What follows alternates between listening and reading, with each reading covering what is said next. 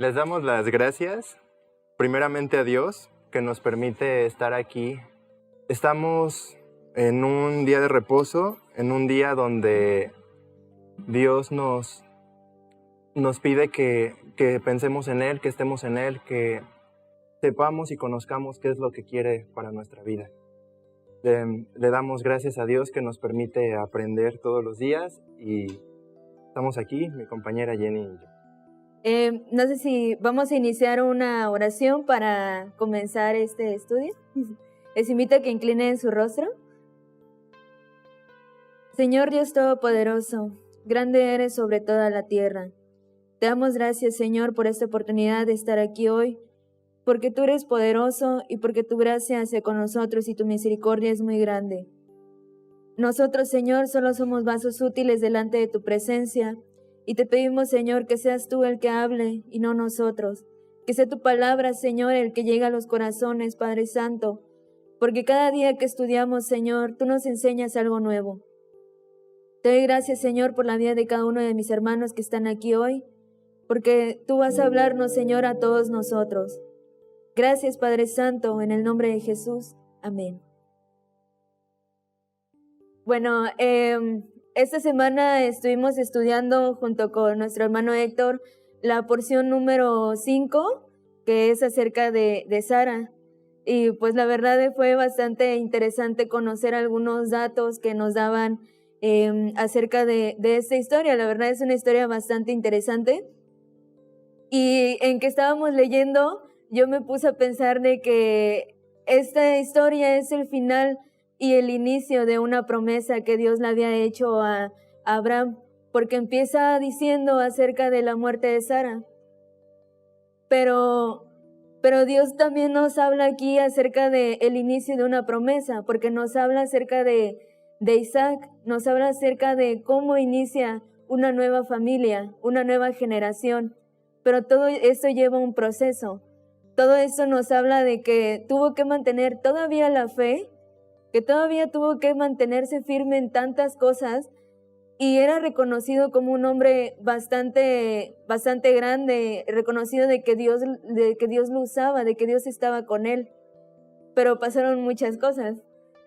Sí, primeramente la muerte de Sara, que fue a la edad de 127 años y se encontraban en tierra extranjera al final del día. Como Abraham pidió una tierra y querían regalársela, pero Abraham buscó ser justo para que también tuvieran certeza de que iba a estar esa tierra para poder enterrar a la descendencia de todos ellos. También nos habla de cómo, toda la porción de cómo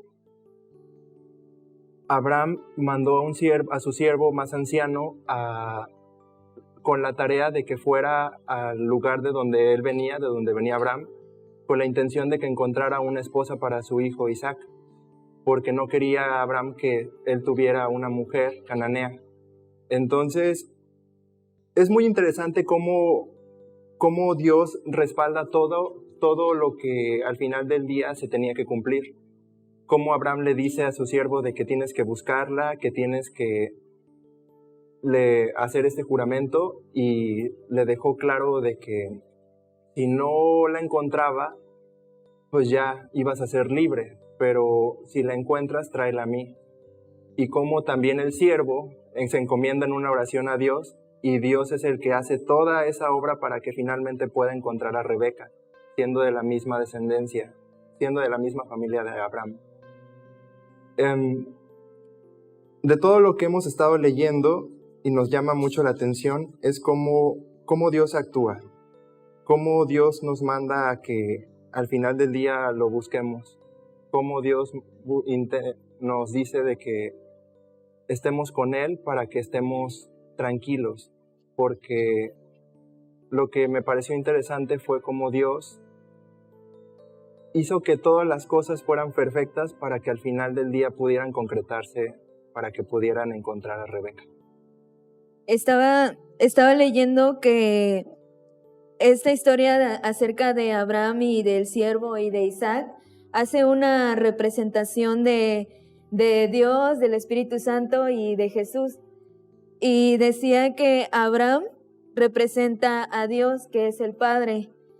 El siervo representa al Espíritu Santo, Isaac representa al Mesías y Rebeca representa a la iglesia. Entonces es bastante interesante porque Dios al final del día, nosotros como iglesia, Él nos está esperando. Y nosotros también como esposas, ¿qué tanta disposición nosotros tenemos para ir? Porque decía en una parte de la historia que le preguntaron a Rebeca, Rebeca, ¿tú quieres ir ahí con Isaac y obedecer y casarte? Y pues Rebeca en algún momento, ella pudo haber dicho, pues no lo conozco, no sé quién es tu amo, no sé qué es lo que necesites tú, pero pues yo voy a casarme con alguien aquí de mi familia, de mi casa, y pues yo no voy a ir. O sea, eso hubiera sido... Sí, no me voy a arriesgar, ¿no? Ajá, no voy a arriesgar a alguien que no conozco, a lo mejor y tú eres una persona poderosa, pero pues no.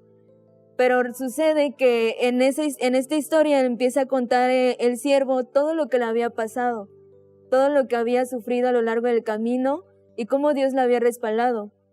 Entonces empieza a decir ella, ok, yo he escuchado todo lo que has dicho y voy a aceptar el reto de ir y casarme. No sé quién sea Isaac, pero me voy a casar. Entonces ese es el detalle de ahí, de decir como nosotros como iglesia, yo no sé cuándo va a venir Dios, yo no sé cuándo va a ser la boda, yo no sé quién es Dios, realmente no lo veo, pero lo siento y creo en lo que me están diciendo, creo en la Biblia, creo en lo que está escrito aquí. Entonces es esperar y tomar la decisión de decir, ok, yo voy, yo espero, porque sé que es Jesús el que va a venir como novio, porque es el que nos está esperando a nosotros. Igual, si gustan, vamos a leer un poco de Génesis 24, empezando desde el 58. Entonces llamaron a Rebeca. ¿Estás dispuesta a irte con este hombre?, le preguntaron. Sí, contestó, iré. Entonces se despidieron de Rebeca y la enviaron con el siervo de Abraham y sus hombres. Y la mujer que había sido niñera de Rebeca la acompañó. Cuando Rebeca partió, le dieron la siguiente bendición.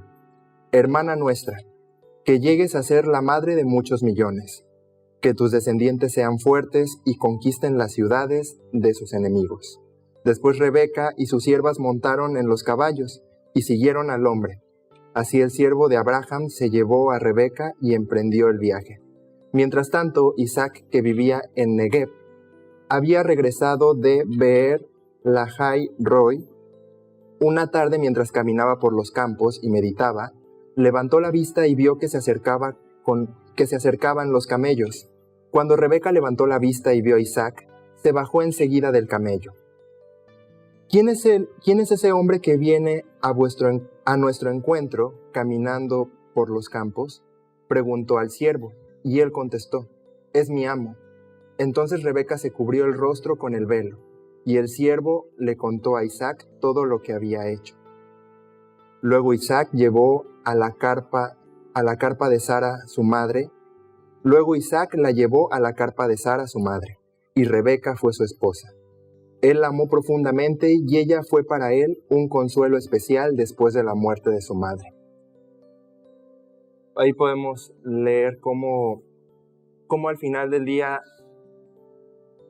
Rebeca acepta lo que Dios estaba poniendo en su vida y cómo es obediencia para poder encontrarse con Isaac y para entender que era parte de un propósito para poder tener una gran descendencia por parte de Isaac, que era al final del día la promesa de Abraham.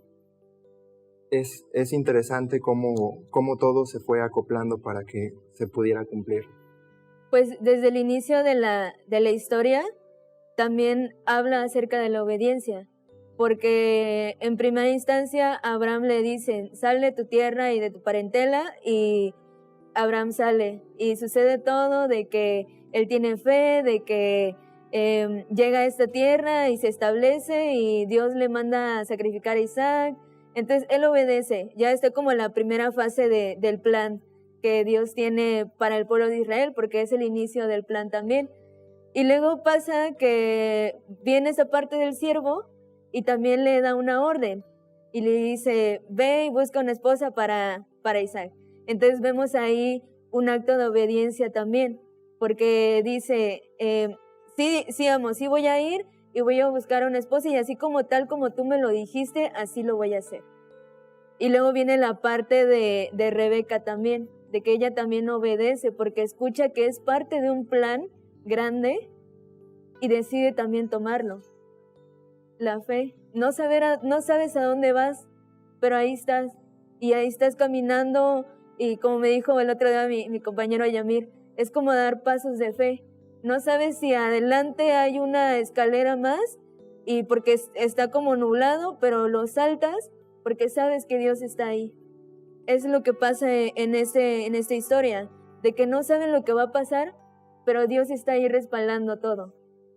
Entonces, si nos vamos a Primera de Juan 5, podemos ahí ver algo muy importante, que es la fe que debemos de tener los hijos de Dios. Voy a leerlo para que podamos entender claramente lo que la palabra nos dice. Todo el que cree que Jesús es el Cristo ha llegado a ser un hijo de Dios, y todo el que ama al Padre ama también a los hijos nacidos de Él. Sabemos que amamos a los hijos de Dios si amamos a Dios y obedecemos sus mandamientos. Amar a Dios significa obedecer sus mandamientos, y sus mandamientos no son una carga difícil de llevar, pues todo hijo de Dios vence a este mundo de maldad. Y logramos esa victoria por medio de nuestra fe. ¿Y quién puede ganar esa batalla contra el mundo? Únicamente los que creen que Jesús es el Hijo de Dios. Y Jesucristo fue revelado como el Hijo de Dios por medio de su bautismo en agua y por derramar su sangre en la cruz. Es decir, no mediante agua solamente, sino mediante agua y sangre. Y el Espíritu, quien es la verdad, lo confirma con su testimonio. Por lo tanto, son tres los testigos: el Espíritu, el agua y la sangre. Y los tres están de acuerdo. Ya que creemos el testimonio humano, sin duda alguna podemos creer el testimonio de más valor que proviene de Dios. Y Dios ha dado testimonio acerca de su Hijo. Todo el que cree en el Hijo de Dios sabe en su corazón que este testimonio es verdadero. Los que no lo creen, en realidad llaman a Dios mentiroso, porque no creen el testimonio que Él ha dado acerca de su Hijo. Y este es el testimonio que Dios ha dado. Él nos dio vida eterna, y esa vida está en su Hijo. El que tiene al Hijo, tiene la vida. El que no tiene al Hijo de Dios, no tiene la vida. Si lo analizamos desde el punto de vista de cómo se desenvolvieron las cosas con Isaac y Rebeca, y desde el mismo plan de Dios, que era que Abraham le iba a dar una gran descendencia, Dios buscó la forma de cómo tener una descendencia limpia, una descendencia pura. Nosotros como gentiles, gracias a Dios, contamos con el Hijo, que es el que nos permite lavarnos y limpiarnos y conocer a Dios y estar con Él. Nuestra única tarea es tener fe, nuestra única tarea es creer en el Hijo, nuestra única tarea es guardar sus mandamientos, nuestra única tarea es que den frutos todo esto. Como decía aquí, que están los tres testigos: el Espíritu, el agua y la sangre. El Espíritu es el que vive en nosotros, si nosotros dejamos que moren en nosotros, claramente. Tenemos que limpiarnos todos los días. El agua que nos dice que corre como ríos de agua viva, que nosotros también tenemos que ser agua que limpie a las personas que también están a nuestro alrededor. Y pues la sangre, que representa el sacrificio perfecto que Jesús hizo por nosotros, pero también ese sacrificio que nosotros tenemos que hacer todos los días venciendo a la carne, todos los días dejando morir pensamientos primeramente, acciones también. Y Dios es el que nos manda a que todos los días estemos con Él, porque los mandamientos no son cargas. Al contrario, los mandamientos nos ayudan a que seamos mejores personas y a que nuestra vida sea más sencilla, para que vivamos en paz, aquí en la tierra con nuestro hermano y finalmente también en la vida eterna. En la versión Reina Valera dice, porque 3 son los que dan testimonio en el cielo, el Padre, el Verbo y el Espíritu Santo. Estos 3 son uno. O sea, otra vez vemos a las 3 personas obrando y a pesar de que ellos estén con nosotros y no los veamos, es ese acto de fe, de seguir creyendo de que están ahí. O sea, porque sí he escuchado de que digan algunas personas, no, pues es que Jesús pues ya murió y solo queda el Espíritu Santo y el Padre. Pero pues no, o sea, Jesús obró de una forma distinta y sigue obrando, y también Dios y también el Espíritu Santo. Jesús a través de su ejemplo nos sigue enseñando, por eso Él está presente, porque aunque no lo veamos físicamente, está aquí. Entonces, eso se me hace muy interesante, y algo que comentabas también, que Dios se encargó de tener una descendencia limpia, con el único propósito de cumplir lo que había hecho, tener una nación justa, que lo amara a Él con todo el corazón. Y en el capítulo 25 habla acerca de los descendientes de Abraham. Abraham, pues, no solo tuvo a Isaac, como saben, tuvo también otros hijos. Los tuvo unos con Agar, que no sé si se acuerdan de la historia que tuvo con la sierva de Sara, y también los tuvo cuando muere Sara con Cetura.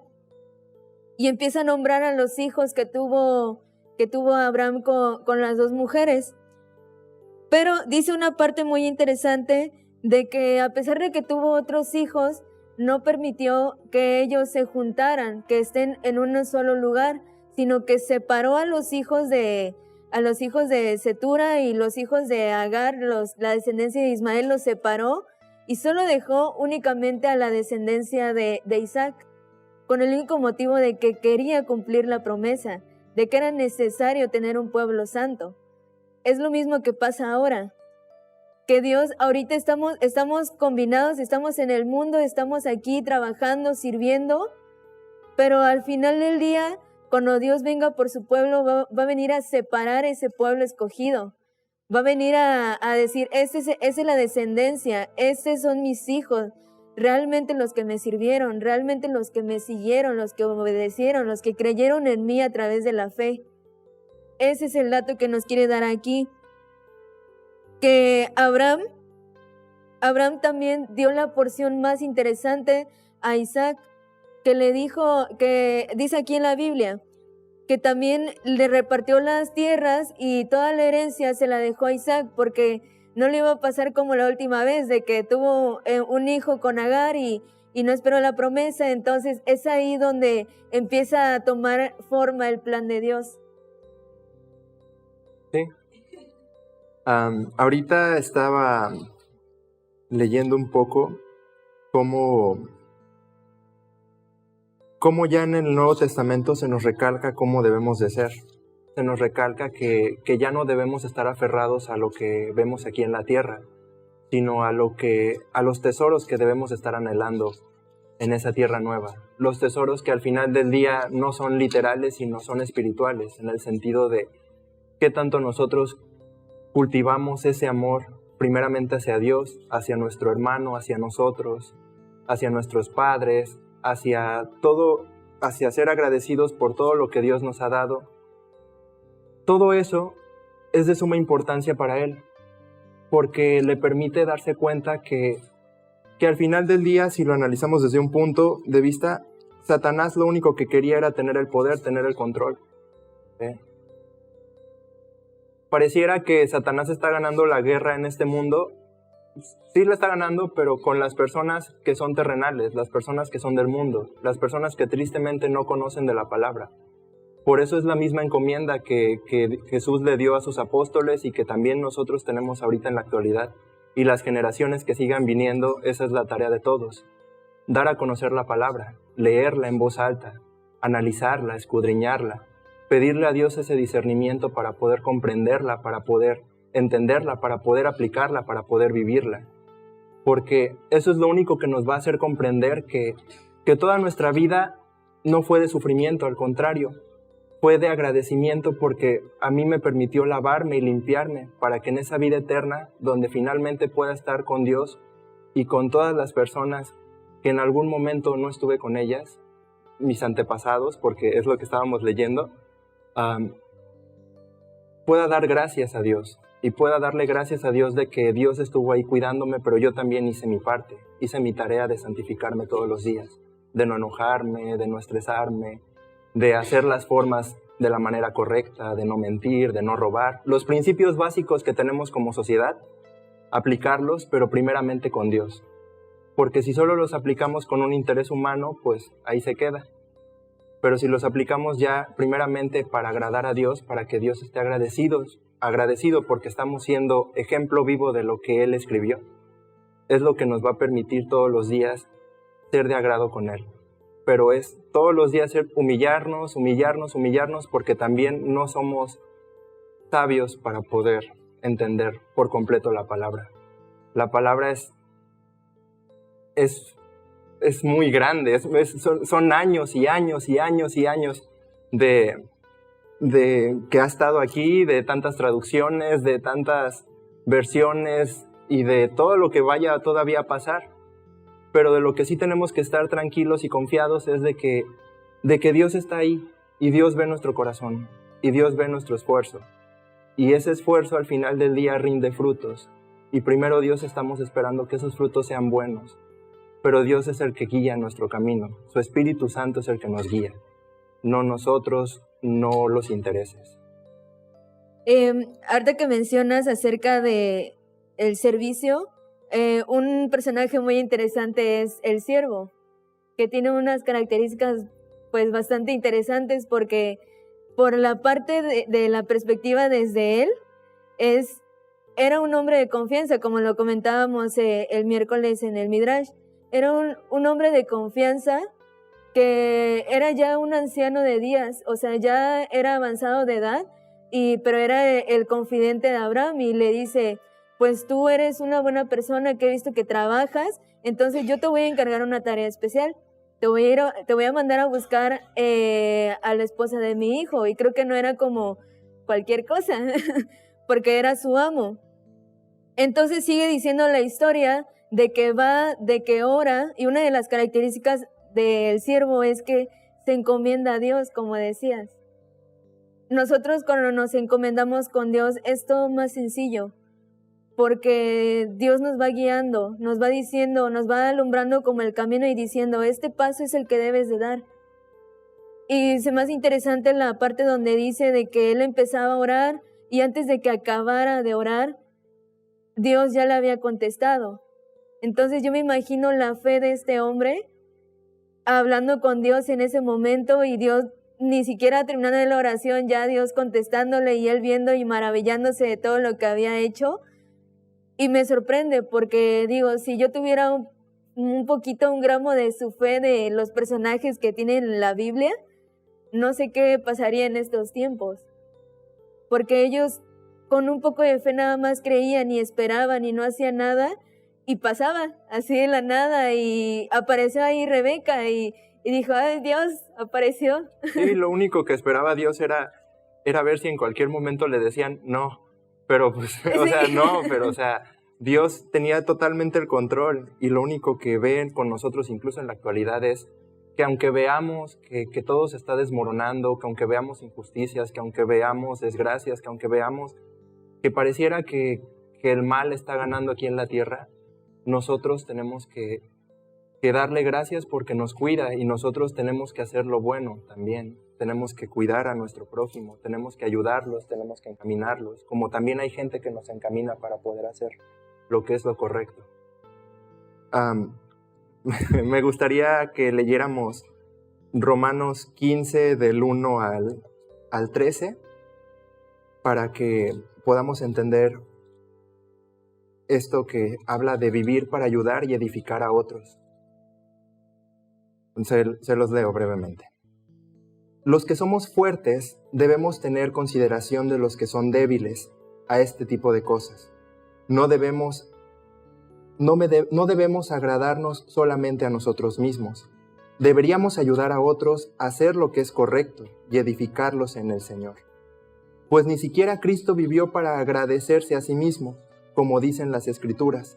Los insultos de ellos que te insultan, oh Dios, han caído sobre mí. Tales cosas se escribieron hace tiempo en las Escrituras para que nos sirvan de enseñanza. Y las Escrituras nos dan esperanza y ánimo, mientras esperamos con paciencia hasta que se cumplan las promesas de Dios.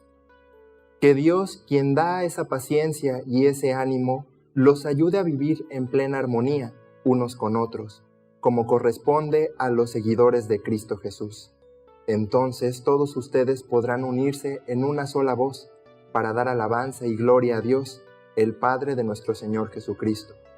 Por lo tanto, acéptense unos a otros, tal como Cristo los aceptó a ustedes, para que Dios reciba la gloria.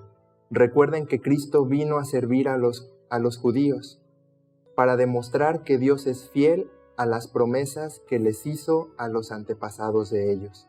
También vino para que los gentiles le dieran la gloria a Dios por la misericordia que Él tuvo con ellos.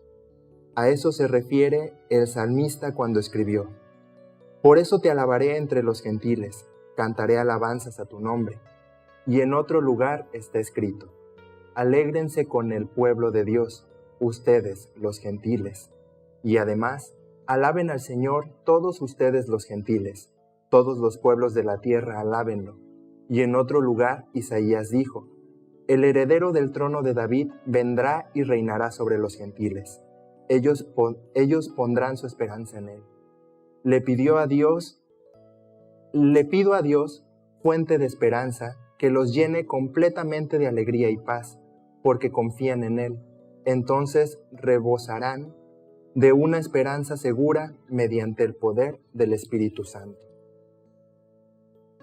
Qué tan interesante es cómo la misma Biblia nos manda, nos encomienda a que tengamos fe, a que tengamos esperanza. ¿En quién? En Cristo Jesús. Cristo Jesús es Dios vivo que nos vino a mostrar lo que realmente debemos hacer en la vida.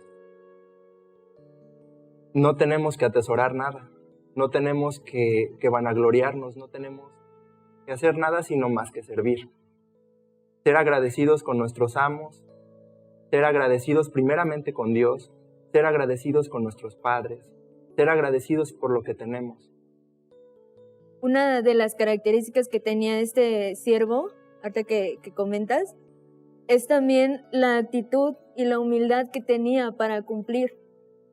Porque muchas veces podemos tener muchas actividades dentro de la congregación, de la iglesia, pero es cómo las realizas, qué tanto amor o qué tanto peso le das a lo que Dios te da.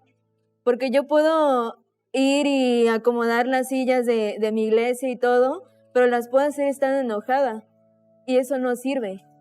O puedo estar leyendo la Biblia, pero mi mente puede estar en otro lado, entonces ya no estoy obedeciendo con la actitud que Dios quiere que obedezca, con la humillación que Él da, porque también una característica que tenía Abraham y el siervo es que eran humildes. Es que todo lo hacían con actitud y lo hacían con amor. Nunca escuché que el amo dijera: ay, es que ese Abraham otra vez me envió a hacer una tarea. No, sino más bien se esforzó, porque había una cláusula ahí en la promesa o en el pacto que habían hecho, y le dice: si ella decide no ir, tú quedas libre. Era justo. Entonces, en ese momento, pues yo me imagino de que Rebeca le hubiera dicho que no, pues ya me voy. Y ya termina ahí, pero de repente él insiste. Él dice: es que quiero que ella vaya para que yo finalice mi tarea. Es que yo quiero que mi amo pueda tener, el hijo de mi amo pueda tener una esposa. Y Rebeca dijo que sí. Exactamente. Entonces es ahí donde Dios ve la disposición de nuestro corazón al hacer las cosas. ¿Qué tanta actitud tenemos al leer, al obedecer, a hacer las cosas dentro y fuera de la iglesia? El amor a Dios. El amor a Dios. Por eso hace una representación muy interesante aquí. ¿Qué tan siervos fieles somos nosotros y diligentes para obedecer la palabra? Porque Dios me puede decir: pues no pasa nada, no vayas a predicar. Pero sé que es necesario que se cumpla la promesa de la palabra de Dios, de que prediques a todo el mundo y que todo el mundo tiene que saber de Dios. Entonces, y algo que me causa como que gracia, que por ejemplo, nosotros podemos pensar que sí, yo sé hacerlo, cuando realmente no.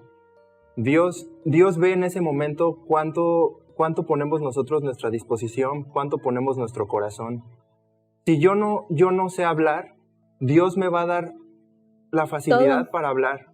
Si yo no puedo hacer algo, Dios me lo va a dar, porque primeramente va a ver para quién lo estoy haciendo, si para el hombre o para Él.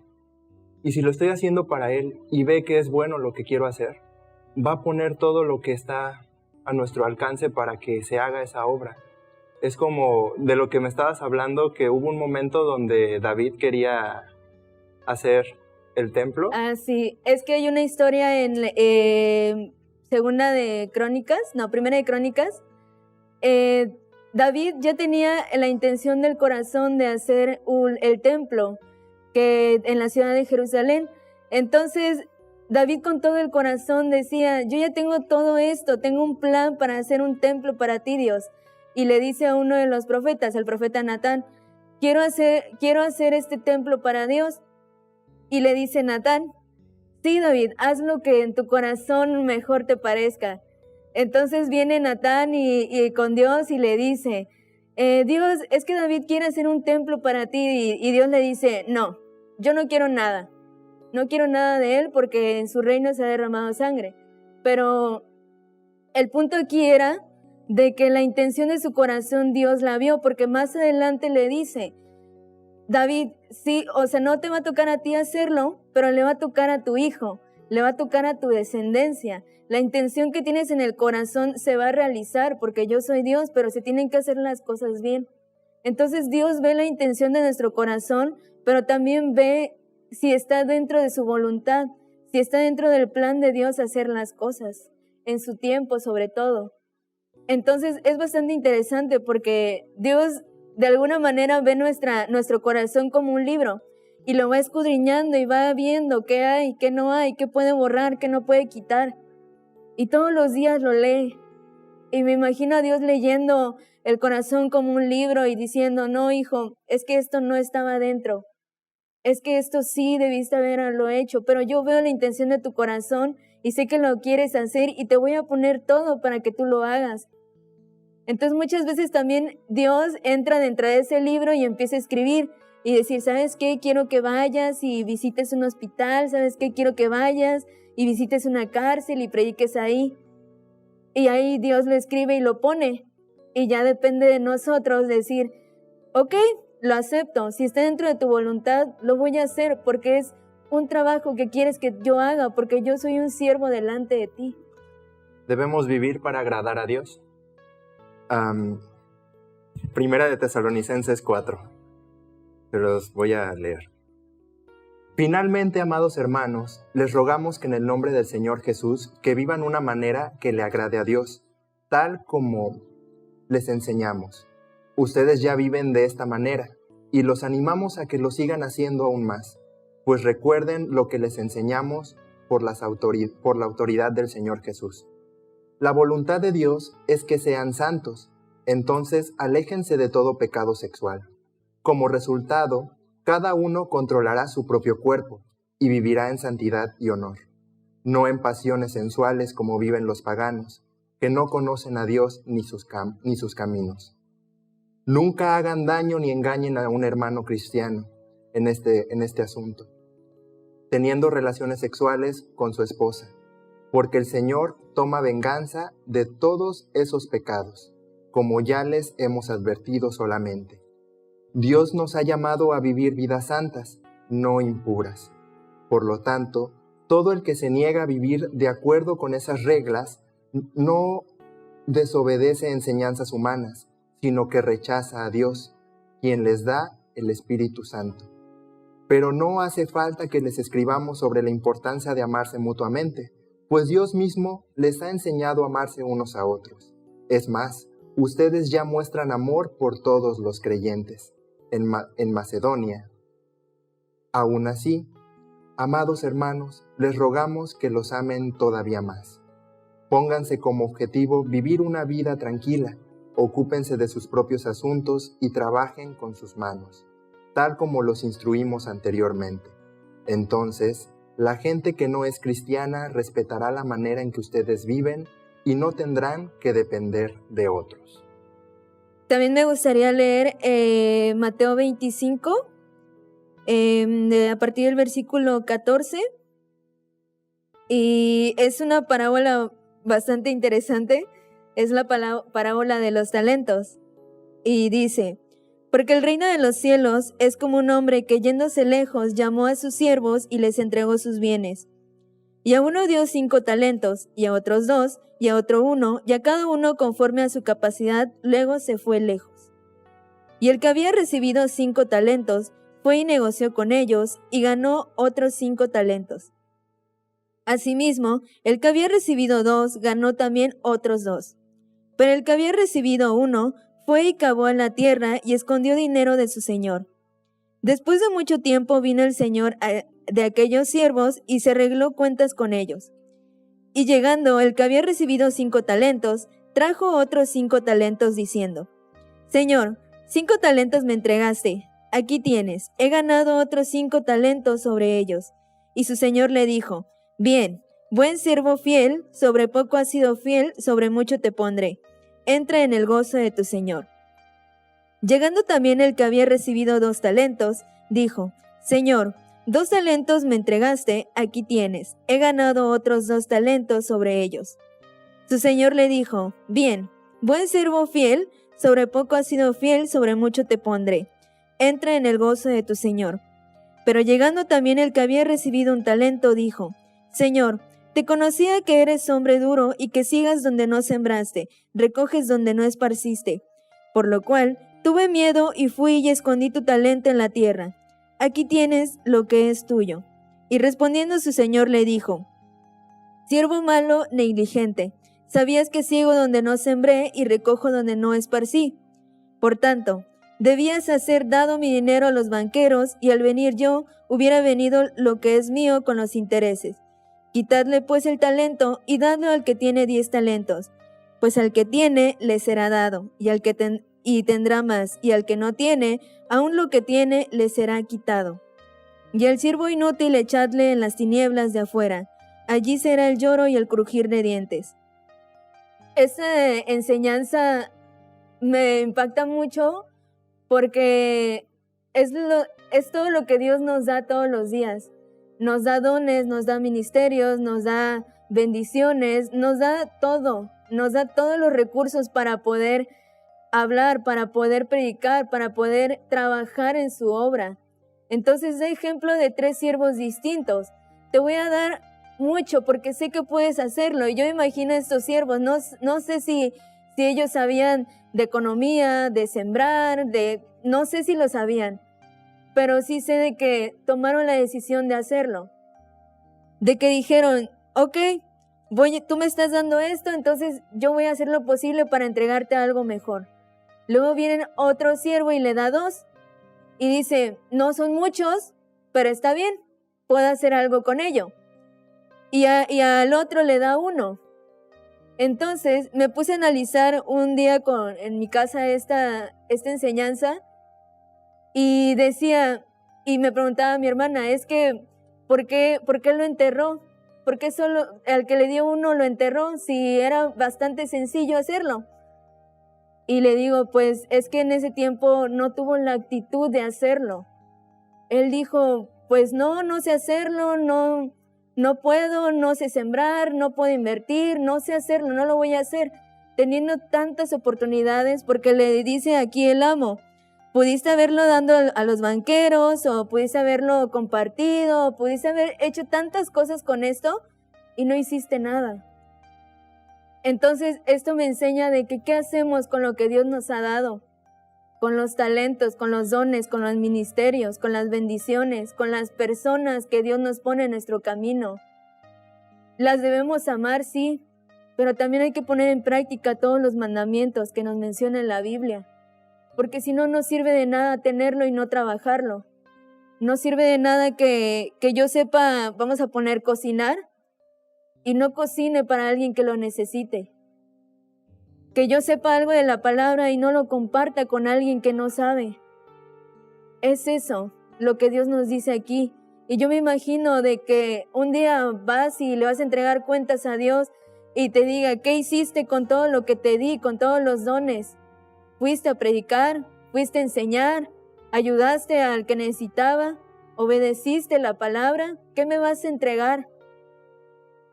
Y la verdad a mí sí me gustaría que Dios me dijera, buen siervo fiel, en lo poco que te di fuiste fiel, así como este siervo con Abraham. Era una tarea bastante, no sé si sencilla o difícil, pero él hubiera podido librarse y decir, no, Rebeca no va a ir y está bien. Pero él insistió y se esmeró y la orden que Dios le había dado, eso que Dios le había dado, lo cumplió porque sabía que era un propósito, sabía que era necesario. Entonces, este pasaje nos enseña que nosotros somos siervos de Dios, de que debemos trabajar todos los días con amor y no solo por cumplir, no solo porque por tenerlo ya soy salvo, no solo porque sea algo ya no es suficiente. En la obra del Señor, o como dicen por ahí, en la viña del Señor hay mucho que hacer. No lo sabemos hacer, pero aquí estamos aprendiendo todos los días, tratando de seguir adelante, tratando de intentar algo nuevo. Y si no todavía encontramos el don o el ministerio que Dios nos da, pues seguir buscando y seguir trabajando. Y si no, seguir obedeciendo lo que nos dice la Biblia, los mandamientos. Ama a tu prójimo, ayúdalo, respeta a tus padres, obedece a Dios. Dios ve la intención del corazón y todo lo que hacemos para su obra. Los mandamientos son la clave para que podamos ser agradables a Dios. Los mandamientos que Dios mismo, Jesús, vivió aquí en la tierra, no haciendo acepción de personas, no teniendo favoritos, honrando a Dios, sanando, todo lo que tenía en sus manos lo hacía, le dio de comer a muchas personas, sanó a los que tenían fe, y todo para honrar a su Padre, diciéndolo Él que era Dios. Pero es importante cómo nosotros tenemos que comportarnos como Él. Tenemos que, pues como lo que decían, ¿no? Ser imitadores de Pablo, como Pablo es imitador de Cristo. Entonces, es todos los días nosotros ir renovando nuestra mente, renovando pues empezando a construir bien nuestra vasija, a tener limpio nuestro templo, a irnos purificando, a ir dejando morir la carne y dejando vivir al espíritu. Son muchas cosas que si lo abordamos desde el plano terrenal simplemente es renovar nuestra mente, nacer de nuevo.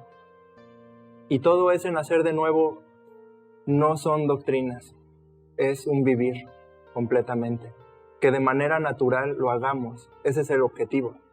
Que de manera natural ya no robe, ya no mienta, que de manera natural ya no haga cosas. Pero todo eso es con obediencia primeramente, para que después se vuelva una manera de vivir. Entonces, le damos gracias a Dios porque sigue teniendo misericordia de nosotros y nosotros tenemos que tener misericordia de nuestro hermano también. Y nosotros debemos de guiarnos y cuidarnos y ayudarnos y de ser cada día mejores personas. Hace poco empecé a leer acerca de los reyes de Israel y lo que me daba cuenta en todo lo que leía era que desde Génesis hasta donde he llegado es Crónicas, es que Dios lo único que te pide es obediencia. Desde Adán, o sea, Adán le dice, ve, estás aquí en el huerto y no debes de comer. Y ahí va Adán y Eva y comen el fruto. Luego va otra parte de la generación y le dice a Noé, ve y construye un arca. Ahí vemos otro acto de obediencia. Luego pasan los años, luego sigue Abraham, luego sigue Isaac, luego Jacob. Y todo lo que he leído es obediencia. Entonces llega la parte de los reyes y Dios les dice, quiero que hagan y respeten la ley y que yo les he dado. Y hay una parte que me sorprende bastante porque hay una línea de reyes que sí obedecen y hay otra parte de reyes que no lo hacen. Entonces se ve ahí la diferencia cuando obedeces a Dios y cuando no lo haces. Cuando obedeces a Dios, dice ahí que el reino prosperaba, y ese es el caso de David. El reino prosperó, creció, al igual que Salomón en su tiempo, que obedeció la parte donde Dios le había dicho: tienes que ser sabio, tienes que construir la casa que tu padre David había empezado, y obedece, y su reino es prosperado. Pero cuando desobedecen una sola cosa, una parte, una cláusula de lo que Dios había mandado, es ahí donde se pierde todo. Y es ahí donde radica la obediencia, la importancia de ello. Y sigue continuando de seguro en la Biblia, hablando acerca de la obediencia con los otros profetas, con Isaías, con Jeremías. Y llega en la parte de Jesús que mencionabas, que Él también vino a cumplir una promesa. Él también vino a culminar una parte del plan. Y Él obedece, porque sabía que Él tenía que ser el prototipo y el ejemplo de la obediencia. Porque ¿qué hubiera pasado si Jesús hubiera dicho: no, pues yo soy el Hijo de Dios, yo no voy a morir en la cruz porque es necesario? Y también aparte cuando lo tientan, ¿por qué? O sea, era un plan. Jesús nos quería enseñar un ejemplo de obediencia, de humildad ante todo. Porque si no hubiéramos dicho: pues Jesús no obedeció, y nosotros seguiríamos desobedeciendo. Pero Jesús nos enseña a obedecer su palabra. Cada mandamiento, cada letra, cada cosa que dice en la Biblia nos enseña Jesús. Y cuando Él resucita y asciende al cielo, y continúan también los demás apóstoles, continúan ellos obedeciendo la palabra, no importando lo que pase. Es la disposición del corazón, nuevamente, como decíamos hace un momento. Todo depende de nosotros, el obedecer y no hacerlo. Si nosotros obedecemos, tenemos bendiciones, pero también recordemos que no todo es bonito. La vida del creyente viene con pruebas, viene con dificultades, pero es ahí donde es tomar el reto y decir: yo lo hago, lo voy a hacer porque es para ti, no es para nadie más. ¿Tú quieres que yo lo haga? Ok, no sé cómo hacerlo, pero aquí estoy, aprendiendo todos los días. Y es ahí donde debemos avanzar hacia la meta, como lo dice en Filipenses 3:12. Pues es que es interesante, ¿no? O sea, ¿cómo? Si Dios no hubiera permitido que los apóstoles escribieran, simplemente no hubieran escrito. Pero si escribieron es por algo. Los apóstoles estaban en la misma condición que nosotros, terrenales que vieron toda la creación de Dios y que comprendieron que se tenían que nacer en espíritu, como nosotros en la actualidad tenemos que nacer en espíritu. Entonces, vamos a leer esto como Pablo se expresa con la intención de avanzar hacia la meta. No quiero decir que ya haya logrado estas cosas, ni que ya haya alcanzado la perfección, pero sigo adelante, a fin de hacer mía esa perfección para la cual Cristo Jesús primeramente me hizo suyo. No, amados hermanos, no lo he logrado, pero me concentro solo en esto. Olvido el pasado y fijo la mirada en lo que tengo por delante, y así avanzo hasta llegar al final de la carrera para recibir el premio celestial al cual Dios nos llama por medio de Cristo Jesús. Que todos los que son espirituales, maduros, estén de acuerdo en estas cosas. Si ustedes difieren en algún punto, estoy seguro que Dios se lo hará entender, pero debemos aferrarnos al avance que ya hemos logrado. Amados hermanos, tomen mi vida como modelo y aprendan de los que siguen nuestro ejemplo, Pues ya les dije varias veces y ahora se los repito de nuevo, con lágrimas en los ojos. Hay muchos cuya conducta demuestra que son verdaderos enemigos de la cruz de Cristo. Van camino a la destrucción. Su Dios son sus propios apetitos. Se jactan de cosas vergonzosas y solo piensan en esta vida terrenal. En cambio, nosotros somos ciudadanos del cielo, donde vive el Señor Jesucristo. y esperamos con mucho anhelo que Él regrese como nuestro Salvador. Él tomará nuestro débil cuerpo mortal y lo transformará en un cuerpo glorioso, igual al de Él. Lo hará valiéndose del mismo poder con el que pondrá todas las cosas bajo su dominio. Es muy interesante cómo se nos recalca la misma palabra. Para que toda la palabra cobre sentido a nuestras vidas, tenemos que entender quién es Cristo. Si no entendemos quién es Cristo, solamente se torna como una historia del reino que fue elegido por Dios, de la ciudad santa. Se entiende que Dios simplemente cumplió con el objetivo de volver a las personas de ahí, a toda su descendencia, buenas personas. Pero al momento que entendemos que Cristo Jesús vino a enseñarnos realmente cómo vivir, primeramente enseñarle a los judíos cómo realmente se tenía que vivir, enseñar, ser buenas personas, ser misericordiosos, dar tantas cosas que son las mismas cosas que nosotros tenemos que vivir como cristianos también. Tenemos que amar a nuestro prójimo, tenemos que guardar los mandamientos, tenemos que todos los días ir limpiándonos. Ir limpiándonos es el recordatorio de nunca acabar hasta nuestra muerte. Limpieza, limpieza, limpieza, limpieza, limpieza. Que si, es como si lo viéramos como en la casa, por ejemplo. Si yo viera que, tengo que lavar los trastes. Pero si ya sé que se van a ensuciar.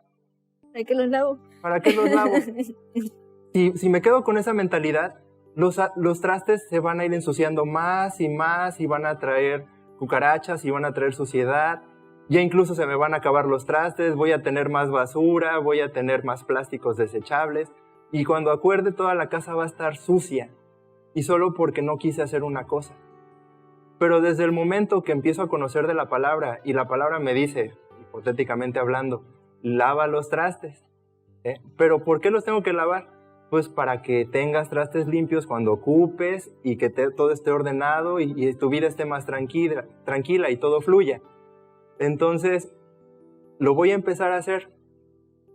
Y me voy a empezar a dar cuenta de que realmente es eso.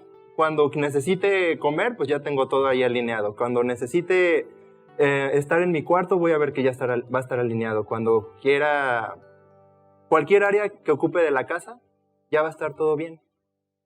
Entonces, por ende, ya no me voy a preocupar, porque ya no van a haber problemas, ya no va a haber cosas las cuales me impidan adorar a Dios y ser agradecidos, porque yo ya aprendí, yo ya fui obediente, y gracias a esa obediencia, comprendí que realmente Dios quería que lo hiciera para que yo estuviera bien.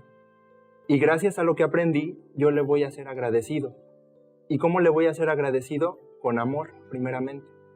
Porque voy a decir, me lo dijo por mi bien, como en la actualidad nuestros padres. Que un padre responsable nos guía, nos inculca cosas, nos inculca valores. Y un padre que conoce de la palabra, mejor aún. Nos lo dice, Él lo vive y nos enseña ese temor a Dios que debemos tenerle. Que ese temor a Dios es básicamente ser agradecidos por lo que Él nos da y brindarle ese amor que Él tiene para nosotros. Y lo tiene para todos. Y nuestra tarea como nosotros, cristianos, es enseñarle a otras personas a tener limpio su cocina, por así decirlo. Que todos los días también ellos se vayan limpiando en amor. Porque si nada más yo como un cristiano digo, Jenny, ¿por qué no lavas tus trastes? ¿Qué te pasa? Y te empieza a regañar y te empieza a hacer todo esto, ella va a decir, no, pues qué cristiano, o sea, creo que no lo estás haciendo con amor y pues yo no le voy a hacer caso. Pero si yo estoy viendo, o Jenny, llegar a ver, por ejemplo, en mi casa, que al final del día son mis frutos, ve que realmente yo estoy haciendo cosas buenas sin necesidad de decirlo y ella simplemente se da cuenta. Con el ejemplo. Con el ejemplo, ella misma va a decir, qué interesante, voy a empezar a hacer esto. Y así es como funciona el fruto. El fruto es lo que básicamente hacemos nosotros. Cuando la Biblia nos dice que vamos a andar en tinieblas, que vamos a andar con bestias, que vamos a andar con muchas cosas, se refiere a que nosotros mismos somos los que nos dejamos contaminar. Y tristemente nos volvemos esas bestias, nos volvemos esa oscuridad, nos volvemos esa maldad. Porque Satanás no puede tomar el cuerpo de las personas. Nosotros permitimos con nuestras acciones honrar a Satanás, tanto como nosotros podemos permitir con nuestras acciones honrar a Dios. Entonces, todos los días es irnos limpiando, todos los días es ir viendo el lado bueno de las cosas, el lado misericordioso, el lado del perdón, el lado de gracias Dios por permitirme un día más, gracias Dios porque voy a aprender de tu palabra y también le voy a enseñar a mi madre, a mi padre, a todas las personas que conozca o que incluso ni conozca porque interactuamos con personas con buenos días, buenas tardes, de manera incidental. Todo eso es un granito de arena que podemos aportar para que las maravillas de Dios crezcan. Bueno, un granito de arena lo ponemos como un granito de mostaza, ¿no? Entonces, para que crezca un árbol grande. Pero todo eso es el tiempo de Dios. Nuestra tarea es irnos repitiendo todos los días que, por ejemplo, los mandamientos, más allá de que, imagínense, eran ordenanzas. Dios buscaba orden. Dios buscaba que todo estuviera bien. Y tristemente esas órdenes se fueron estancando y se fueron volviendo cosas que hasta se llegaban a volver casi rígidas, duras, que ya no se podían cumplir. Entonces, ¿cómo es eso de que el día de reposo no vas a hacer nada? Y se está muriendo el hermano, le está pasando algo. No, pues es que nada. O sea, es como cuando te educan con temor, Cuando te dicen, no hagas eso, no. Entonces, y te quedas así. No, pero ¿por qué no ayudaste a fulanito? No, pues es que no, me dijeron que no hiciera nada. O sea, llega Cristo y les empieza a decir que no. O sea, no, ustedes tienen que ayudar. Y más a los fariseos, porque en teoría ellos eran los maestros. Ellos eran los que tenían más conocimiento para poder instruir. Ellos eran los encargados de dar la palabra de Dios. Jesucristo también fue maestro.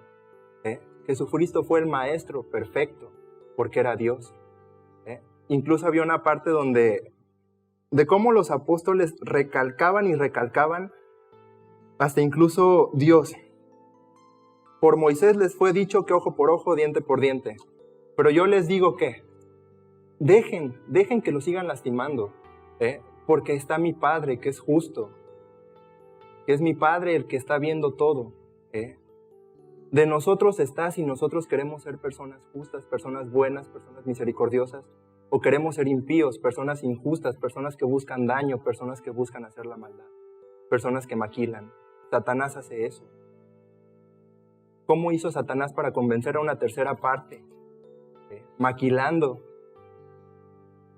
Nosotros tristemente tenemos esa habilidad como humanos.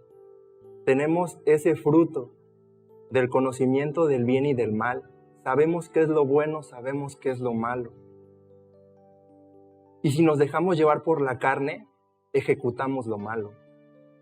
Pero si nos dejamos llevar por el Espíritu nos va a decir, no hagas eso. No hagas eso.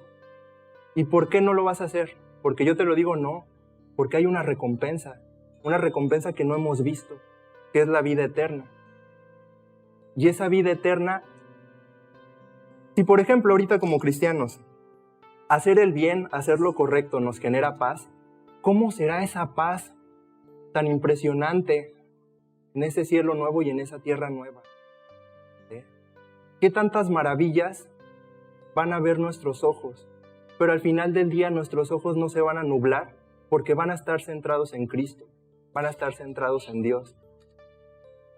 Es lo maravilloso, que no sabemos porque no lo hemos visto, pero lo creemos. Y esa es la fe. Esa es la fe que todos los días tenemos que ir cultivando. Todos los días. Todos los días. Entonces, así es como nos tenemos que ir tratando, en amor, y leyendo la palabra para que ese amor no se desvíe. Y y dar gracias. Algo muy interesante que comentabas, que Dios es un Dios de orden. Y hace poco, no me acuerdo quién me decía, es que cuando una casa está limpia, pues todo el mundo quiere estar ahí. Y a mí también me gusta cuando la casa está limpia. Me siento cómoda, las ideas son un poquito más frescas, te sientes bien, empiezas a respirar mejor, no sé, bueno, en mi caso me ha pasado que me siento mejor cuando algo está limpio, pero cuando algo está sucio, me empiezo a desesperar y no encuentro las cosas, aunque digo, pues sí las voy a encontrar, pero no sé dónde están. Entonces se me hace una similitud al reino de los cielos también, porque Dios, si lo analizamos desde una perspectiva, quiere a personas con vestiduras limpias, quiere que todo esté limpio, y ahí en el cielo es cielo nuevo, tierra nueva, nuevos lugares, todo está limpio, todo está bonito.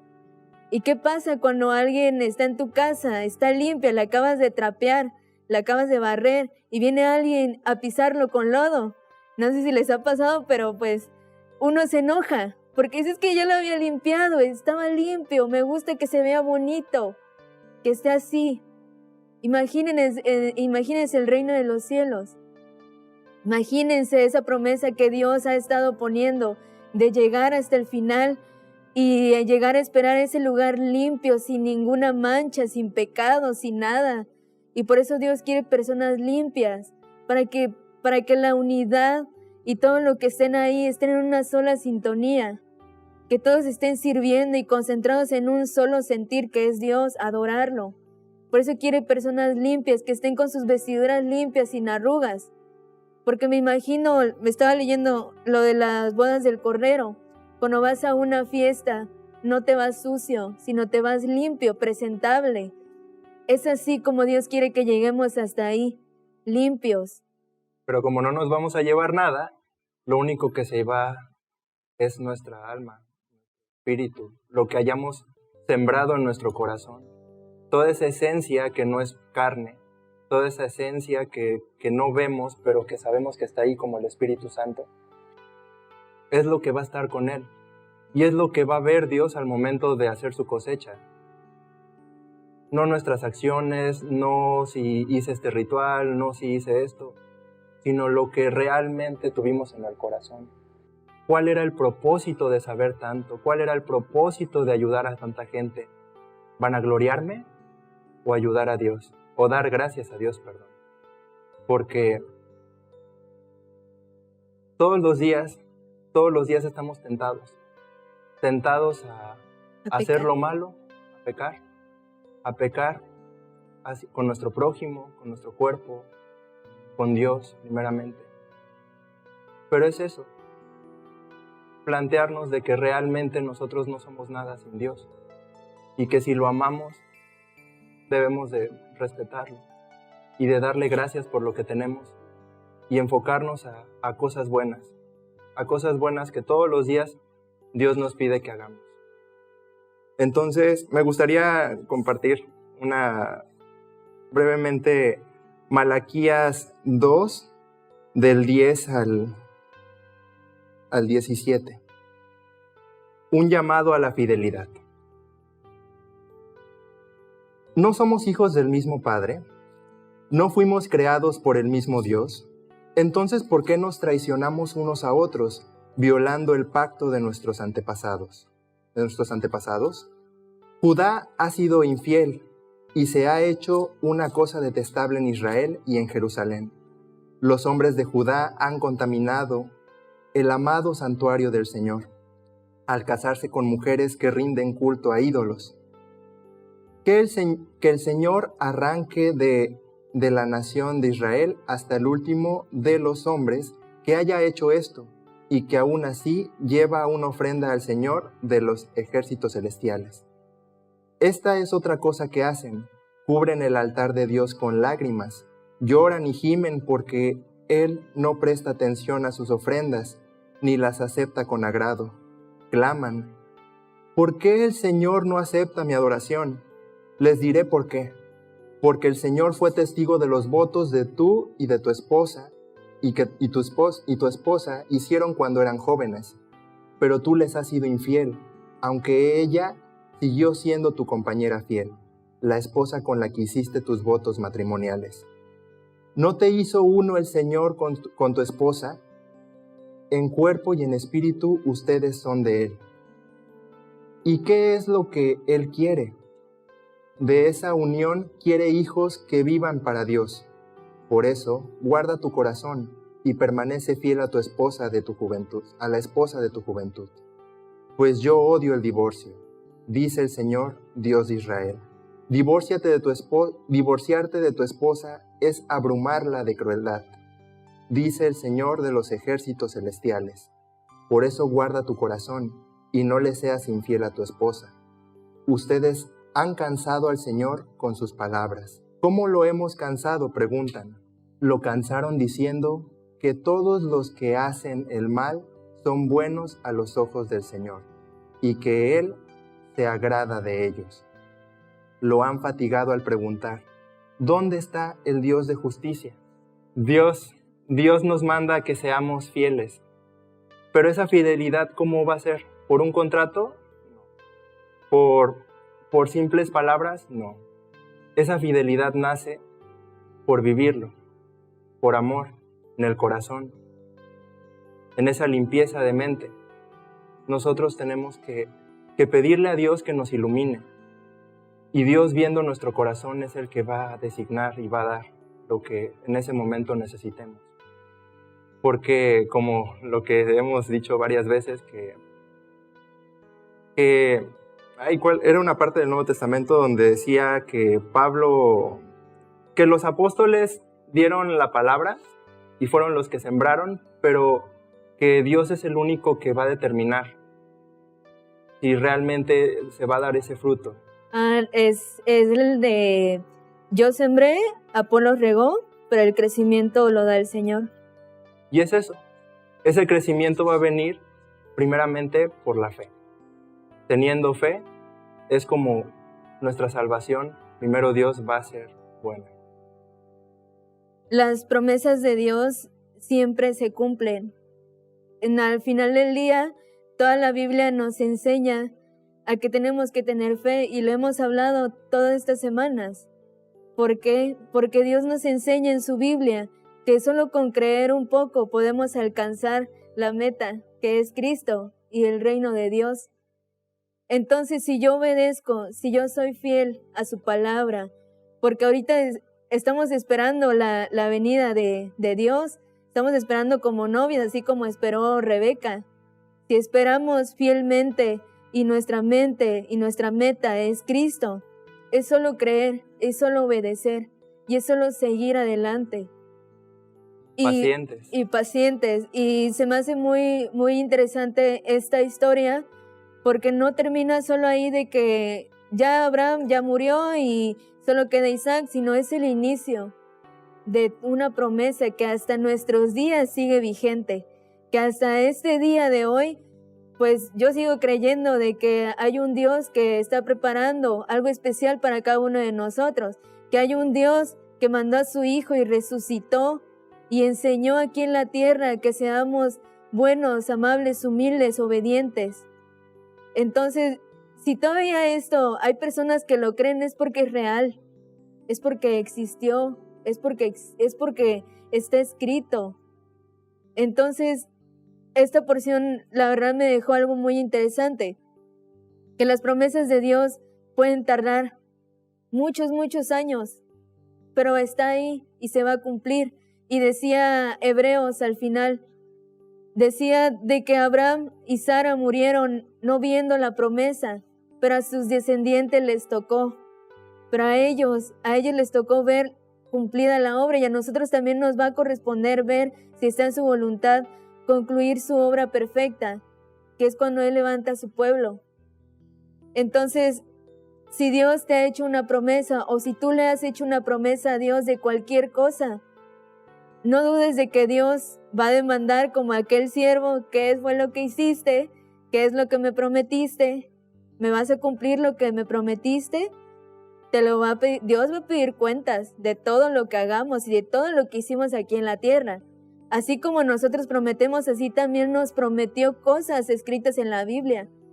Y Él sí cumple. Él no es Dios de que diga, no te voy a cumplir. Sí cumple. O sea, Él sí te va a decir, aquí está lo que te prometí, aquí está lo que tú me pediste en oración, aquí está, y yo estoy cumpliendo. Entonces es como una contraparte de que tú das, yo doy, y estamos bien, porque estamos comunicados, porque tú te comunicas conmigo, con tu espíritu, está conectado conmigo. Es ahí donde debemos analizar cómo está nuestra relación con Dios, cómo Dios obra en nuestra vida y qué tanta disposición tenemos hacia Él. ¿Quieres concluir con algo? Hebreos 6:13. Las promesas de Dios traen esperanza. Por ejemplo, estaba la promesa que Dios le hizo a Abraham. Como no existía nadie superior a Dios con quien jurar, Dios juró por su propio nombre diciendo, ciertamente te bendeciré y multiplicaré tu descendencia hasta que sea incontable.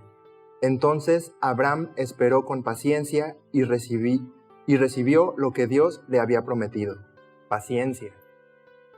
Ahora bien, cuando las personas hacen un juramento, invocan a alguien superior a ellas para obligarse a cumplirlo. Y no cabe ninguna duda de que ese juramento conlleva una obligación. Dios también se comprometió mediante un juramento, para que los que recibieran la promesa pudieran estar totalmente seguros de que Él jamás cambiaría de parecer. Así que Dios ha hecho ambas cosas, la promesa y el juramento. Estas dos cosas no pueden cambiar, porque es imposible que Dios mienta. Por lo tanto, los que hemos acudido a Él en busca de refugio, podemos estar bien confiados y aferrándonos a la esperanza que está delante de nosotros. Esta esperanza es un ancla firme y confiable para el alma. Nos conduce a través de la cortina al santuario interior de Dios. Jesús ya entró allí por nosotros. Él ha llegado a ser nuestro eterno sumo sacerdote, según el orden de Melquisedec. Ya está ahí. Nosotros tenemos que simplemente ser pacientes, tener fe y hacer nuestra tarea como humanos. Dios es grande y Dios es poderoso y yo creo en la promesa de que Dios va a cumplir todo lo que nos ha dicho en las Escrituras y que todo lo que vamos a aprender esta semana también es muy interesante porque nos habla acerca de las descendencias y sigue hablando de una promesa, sigue hablando de fe y sigue hablando de obediencia. Siempre en la vida del creyente hay dificultades. No es tan sencillo como suena, pero al final la recompensa de llegar a la meta es lo que más anhelamos todos. Recibir y ver a Dios, recibirlo y creer de que Él tiene algo muy padre, especial para nosotros. Y solo por creer. Y solo por creer, todas las generaciones fueron bendecidas. Y Hebreos es bien claro, o sea, en ese capítulo. Por la fe Abraham entró, Moisés, Isaac, Jacob, el pueblo de Israel, todos, solo por creer. Un granito de fe puede ser un gran árbol de muchas cosas, de bendiciones. Entonces, con eso concluimos y vamos a elevar una oración. ¿Quieres dirigirnos a una oración? Padre nuestro, te damos gracias, porque todos los días estás presente, porque todos los días buscas que nosotros aprendamos de ti y que te sigamos. Sabemos que aquí en la tierra todo se complica, siempre hay problemas, siempre hay injusticias, la maldad pareciera que tiene más poder en la carne. Y sí, tiene poder en la carne, pero no en el espíritu. Así que te damos gracias porque todos los días permites volvernos más espirituales para poder comprender que nosotros ya no estamos en esta tierra, que nosotros estamos contigo, Jesús, que tú eres el que nos guía, que tú eres el que nos limpia, que tú eres el que nos lava, que tú eres el que hizo toda esa tarea donde nosotros solamente tenemos que darte las gracias y donde nosotros lo único que tenemos que hacer es amar al Señor nuestro Dios con todo nuestro corazón, con toda nuestra alma, con toda nuestra mente, con todas nuestras fuerzas y amar a nuestro prójimo como a nosotros mismos. Y esto es lo que va a permitir que podamos hacer las cosas bien. Te doy gracias en el nombre del Padre, del Hijo y del Espíritu Santo, que vive en nosotros. Amén.